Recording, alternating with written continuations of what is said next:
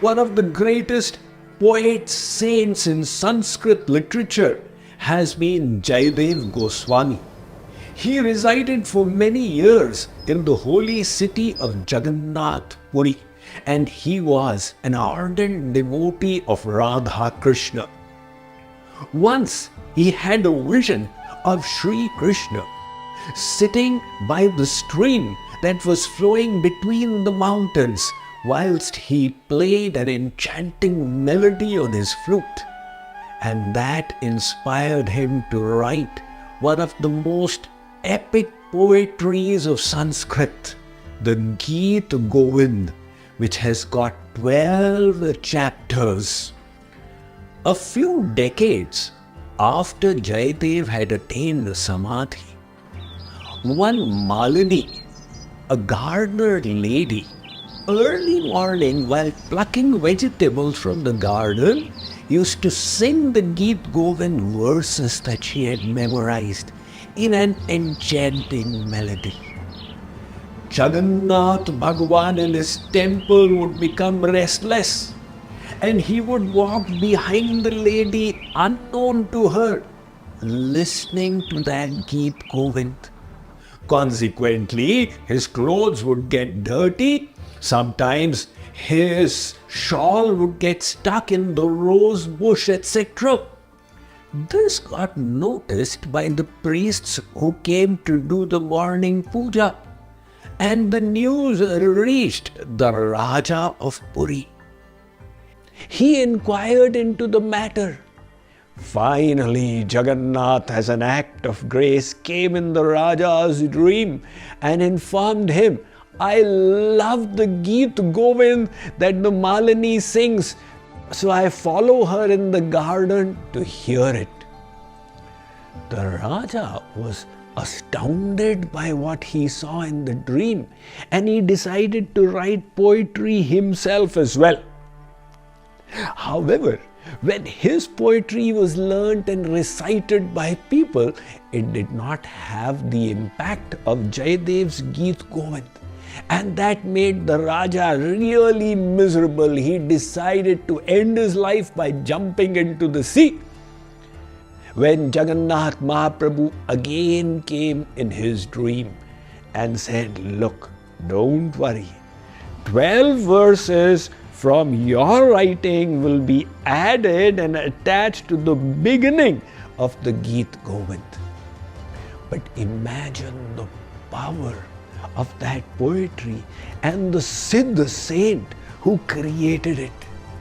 What sadhana did the souls do to reach such levels of siddhi? Sudas, Tulsidas, Mirabai, Tukaram, Narsi Mehta, Eknath. What mantras did they recite, and how did they do the intonations in the Sat Swars?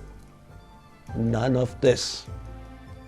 It was a spontaneous love, the Raganuga Bhakti sadhana, which led to the Ragatmika Bhakti. Here is a humorous story. On the banks of the Narmada, a scholar arrived, but he found that very few people were interested in listening to his discourses. The majority of the people would go across the river Narmada, where 3 sadhus stayed, and they would love the association of the sadhus. The scholar was intrigued by what was so attractive about them. He went over to meet them but did not find anything impressive. And then he asked them, "How do you pray?"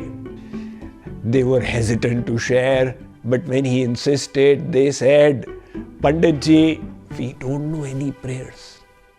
All we say is, Bhagavan, you are 3. Shankar, Brahma, Vishnu, we are also 3. Please bless us and bestow your grace." The scholar guffawed in laughter. "Is that the way to pray? You are 3, we are 3.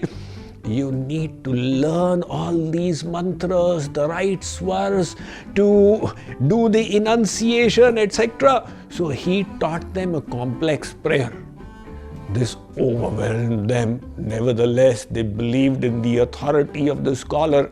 Having thought he had done their welfare, he returned. While he was still crossing the Narmada, he found a storm coming towards him, his boat. He said, "What is this?" There was no storm around. And then he saw that the three sadhus were walking on the river coming to meet him.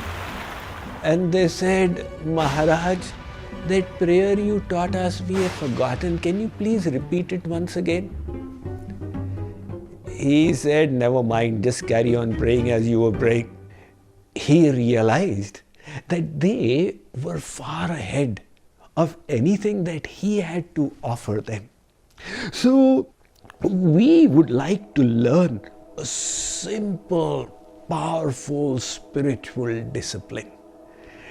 Let's understand it step by step. The first question: for how long should we do our daily sadhana? Well, the scriptures recommend for 2 hours every day. That is 1/10 of your time. Just as they recommend giving away 1/10 of your earnings in charity to purify your wealth. Likewise, God has given you 24 hours, take out 2 hours for Him. But because in modern life the demands have become so much, I say, all right, just take out 1 hour. But make a resolve, I will definitely do so.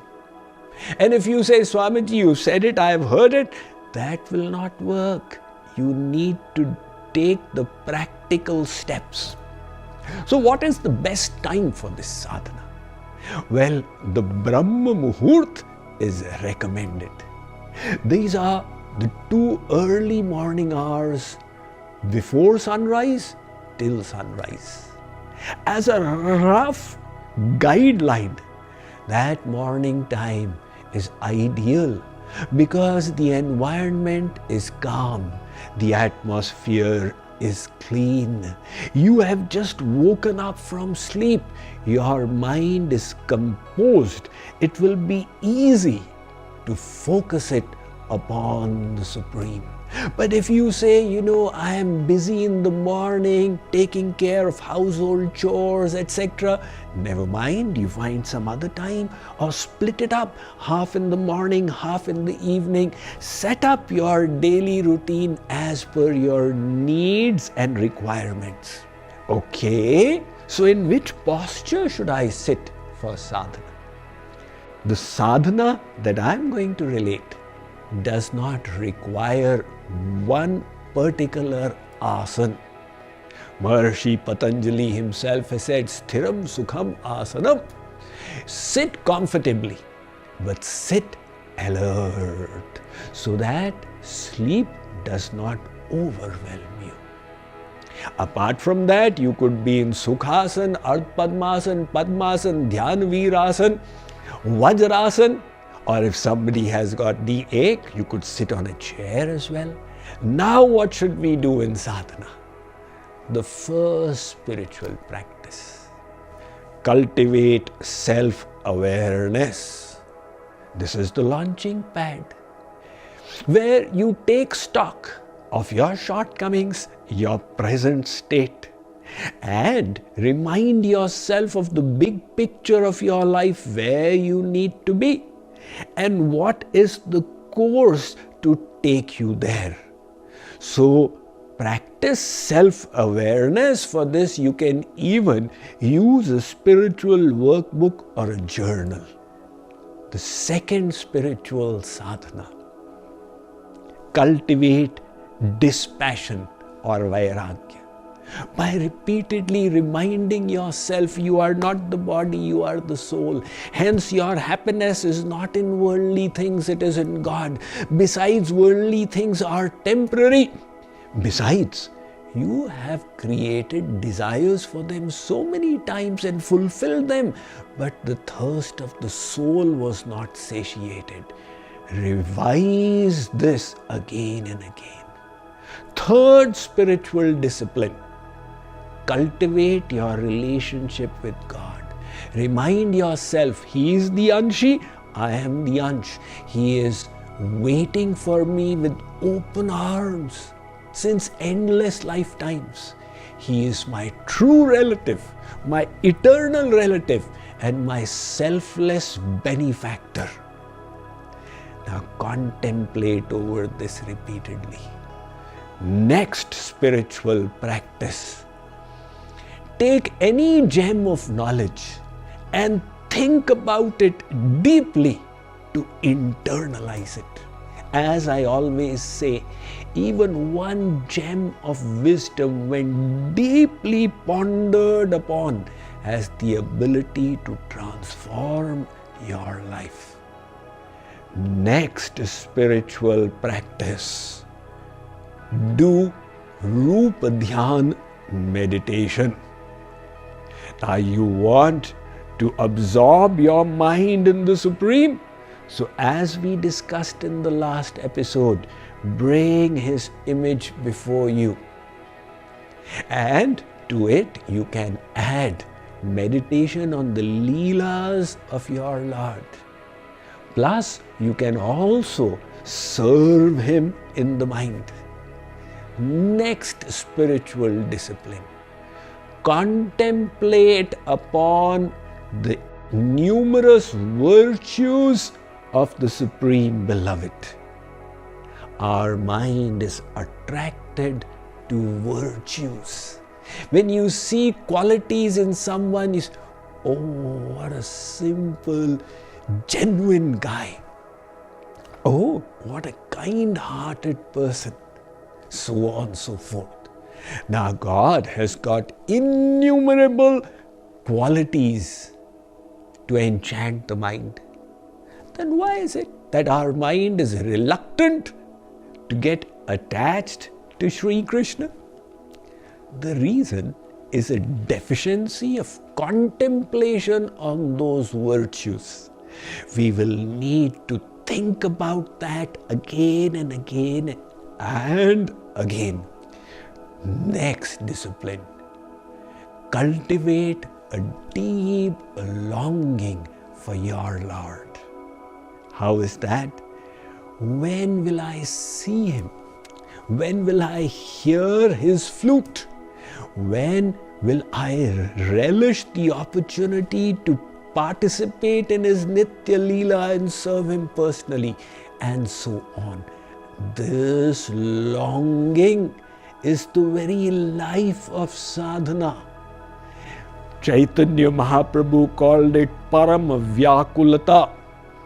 Jagadguru Nimbarkacharya called it Nishreyas. Vallabhacharya called it Sadhana Heenata.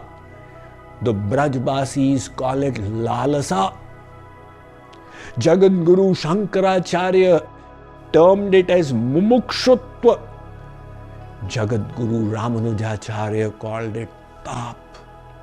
Narad ji in his Bhakti Darshan says, Parama Vyakulata. Cultivate the longing. And with that yearning, shed tears crying out for His grace.